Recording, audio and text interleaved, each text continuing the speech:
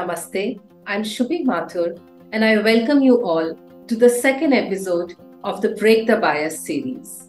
The idea behind this series is to compel you to think, जो जैसा होता आया है, ठीक है, या do we really need to break the bias? Do we really need to change the mindset? Do we really need to challenge ourselves? Break the bias does not mean breaking your values or your belief. It simply means to make yourself more open, receptive, and acceptable. It simply means to judge others less. And by doing this, you'll start to take things in a more positive stride. And with this, people around you are more comfortable being with you. Last week's talk did give us a food for thought to challenge our own mindset, to come out of the age-old perceived notions which may not be so relevant today. Our today's topic is on a subject which is no more a taboo in our society, thanks to the Indian law and enough content on OTT. So let us break the bias of live-in relationships.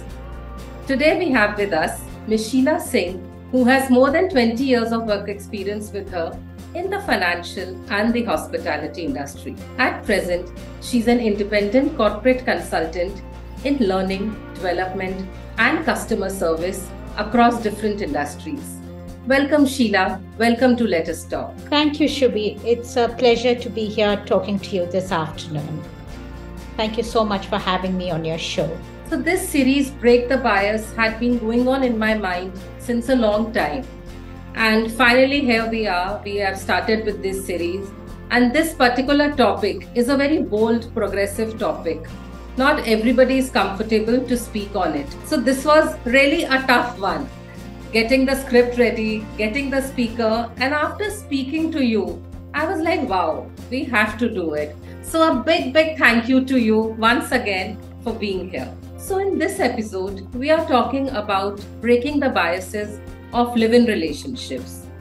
And I wanted to know, at what age did you start your relationship?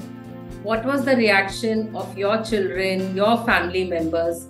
How did you tell them about it? How was it? Shubhi, so I think it's over a decade now. So I was in my mid-40s when, this relationship got off the ground. I met this gentleman, I think 2012. So it's about 11 years now. And I was in my mid-40s. I had just relocated from one metro to the other. And I was, due to professional reasons, I had been, transferred out. And I was just settling down in a new city and with my teenaged daughter. And it was in that process when I was settling into a new city, new environment, new home, that I met him. And we just kind of, I think over a couple of months, we became good friends. And it evolved. And here we are 11 years later. So far, so good, still going strong. Wow. And this is, you're talking 2012, like when the society still had those eyebrows and those question marks. Since 3-4 years, I would say people are very open about it. But way back in 2012, it was not so open. Yeah.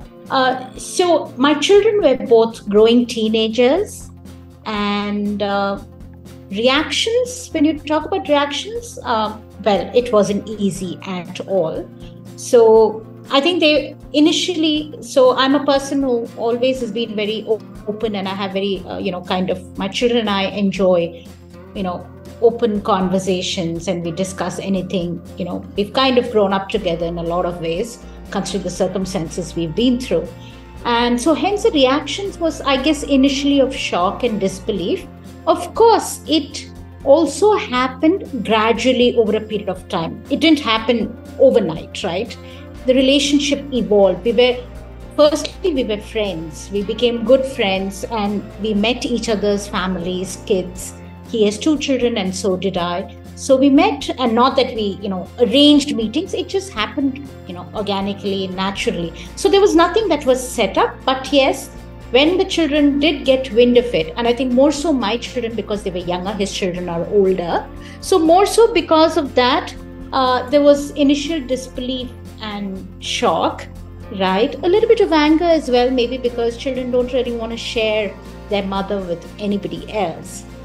And so the reactions, and from immediate family, friends, today when I think about it, I remember somebody in the workplace telling me that you shouldn't be really talking about this openly. So it was there. Not from an organization, but an individual who said, maybe it won't work well for you if you speak openly about these things. But thankfully, people do judge a lot. They form opinions. Like, I don't know why we all have this habit. We'll judge. Acha, pata hai uska ye hai, uska wo hai. We tend to judge. So maybe it was told in a good way to protect you, but... Absolutely. Yeah. I don't think there was any malintention, but and it made me think as well, and in a way good as well, because I also took my steps. So there was also fear and confusion in my mind and his mind as well, whether at this stage of life do we really need to kind of get closer and be more comfortable with each other. But I think the best thing that happened, we just let it grow naturally. We didn't force anything. So companionship is needed at every stage, every age of our life. And in such relationships, we look for that companionship, that comfort. Although we do have our family, friends, everybody around, but the commitment level from every relationship, the expectation in every relationship is different. So in this kind of relationship, you have an advantage of being flexible.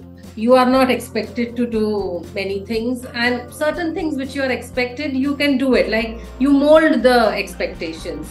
So what is the commitment level? Absolutely. Is it sometimes desirable? Is it undesirable? What is the expectation level, or it is just pure convenience? How does that commitment level, that stability comes in?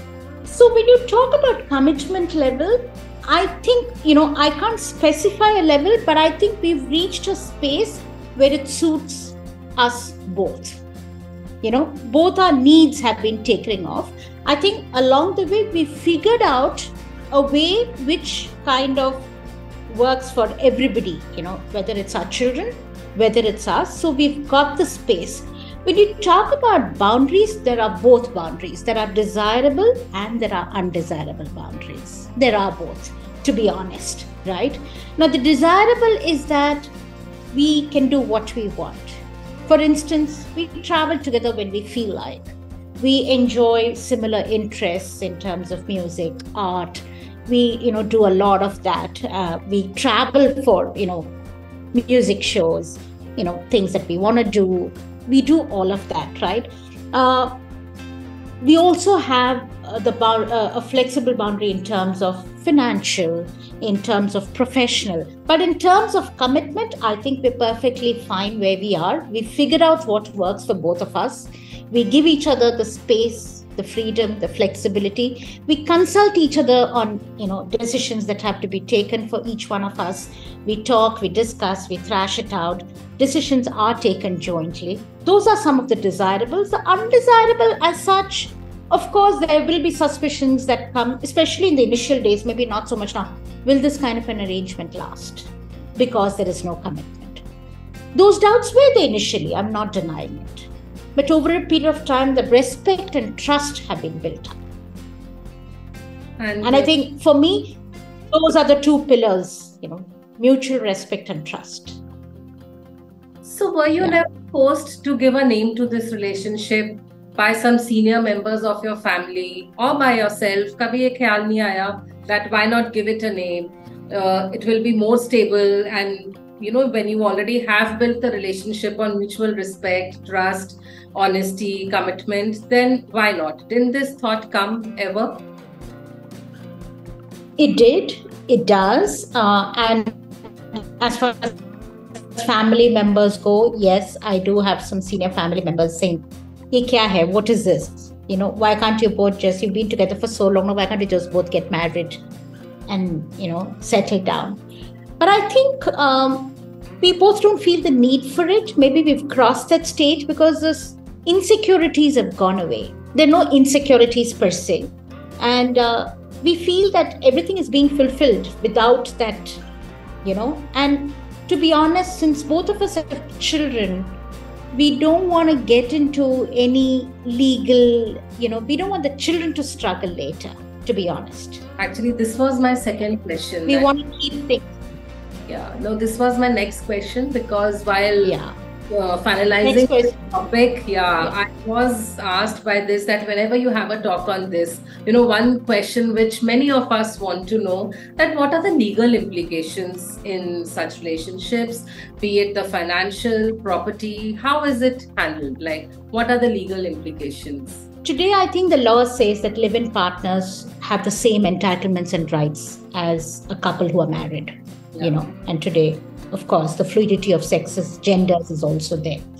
But in our case, that need has not come in, because early on in the relationship, we had these discussions because of the fact that we both had, grown-up children. We didn't want to upset them in any way, because end of the day, if you do get married or committed, there's always something which comes in, okay, what happens to the property? And since both of us were financially comfortable, settled, had decent careers, we felt that it was cleaner and better this way for the children, more importantly than anyone else. So over the years, people have become more receptive. Society has become more, they are breaking the biases, but biases are everywhere. No matter how advanced, progressive we become, we all still have some sort of biases within us. Where do you face such biases the most? Is it during your travel, or when you're hosting people, when people come to at your house or at his house? Where do you face such biases maximum? And where do you think that people should start breaking the biases towards this? So surprisingly, I think the biases that I really come across are from the people you think you're the closest to. So for me, honestly, I think it's home and family. And also considering the fact that we come from two very different parts of the country, two opposites, to be honest. In everything, it's absolutely opposite, whether it's where we come from, whether it's the kind of habits that we have, the kind of families we've grown up in, it's very, very different, right? So I think the maximum or the strongest set of biases that I've come across were at home. Of course, it's kind of gotten better over the years, but it's still there. There's still a lot of extended family of mine who don't talk about it to me at all. And there are places that I go to alone because I don't want to, and he does the same as well, with some members of his family, not all. Same here, not all. So I think it starts at home. Surprisingly, in the social setting with mutual friends, my friends, his friends, it's not so much. Surprisingly, maybe because we move in similar sets where people have, more bold mindsets and who are more accepting. Like you earlier on said, how, the landscape has really changed, with OTT and people coming out in the open about anything today. So maybe the kind of, we're privileged that we, move around in that kind of society where this is acceptable. So I think where I have faced personally is mostly been family and home. And not that I hold anything against it, but I guess it happens because, I think as human beings, we are all okay when it happens to somebody else. But when it's with your own, you tend to maybe, you're more intimately attached to it. So feelings come in. And acceptance takes time, sometimes lot of time. Yeah. Of course, now it's come to a place where people tell me, as long as you're happy, it's fine. Right. That's another thing they tell me now. Yeah. So it takes. Yeah. Abhi khush ho tum, theek hai, that kind of a thing. They'll say this. Now they've seen after so many years, she's happy, the kids are sorted. Why do we have to say? Yeah. Biases, like you said, biases do exist. They will. It's very difficult to change them. But with such talks, we intend to trigger people to, at least make an effort to understand the other person, to change your own mindset. That is the whole idea behind this talk. And Sheila, it was a very honest, very transparent talk. I loved how transparently you shared everything, the tough times also, and your initial days also. And we are talking 10 years back. So thank you for coming here, and thank you for doing this talk for us. And with this talk, let us try to break the conditioning which we all have. Thank you so much.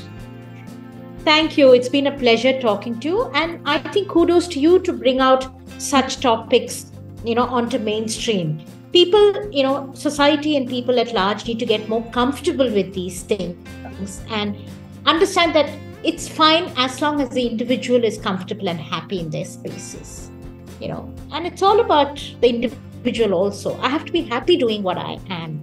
That's where it starts and ends. And when people see you doing that, they learn to accept it. So kudos to you. And thank you so much for having me on your show. Thank you.